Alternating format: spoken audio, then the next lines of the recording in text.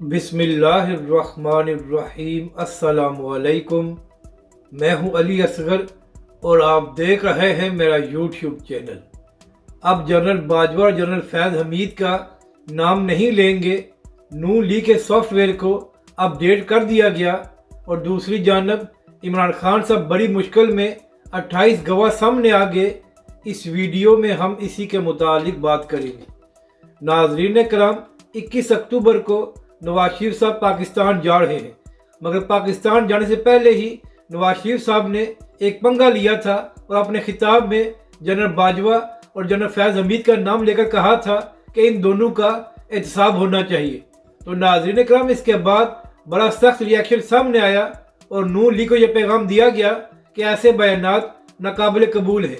तो नाज़रीन कराम, ज़राए का कहना यह है कि हालिया दिनों में नवाज शरीफ, शहबाज शरीफ और नून लीग के जो दीगर रहनुमाओं की लंदन में मीटिंग्स हुई हैं, वहाँ पर यह फैसला किया गया है कि अब जनरल बाजवा और जनरल फैज़ हमीद के हवाले से कोई बात नहीं की जाएगी और जब नवाज शरीफ साहब पाकिस्तान जाएंगे तो वो पाकिस्तान के मुआशी हालात और अवाम के मुतालिक बात करेंगे।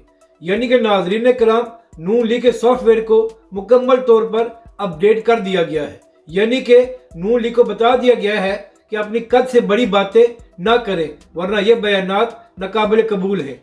अब बात करते हैं इमरान खान साहब की।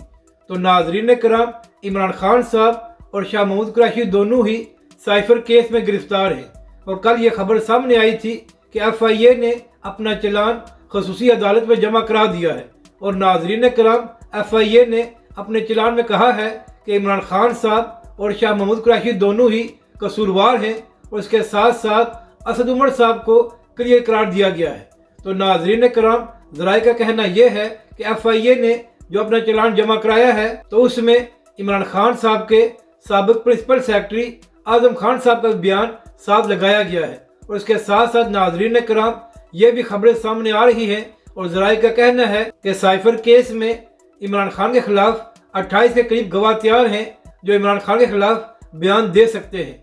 तो नाज़रीन कराम, लगता यह है कि साइफर केस में इमरान खान और शाह महमूद कुरैशी के लिए मज़ीद मुश्किलात पैदा होने वाली हैं।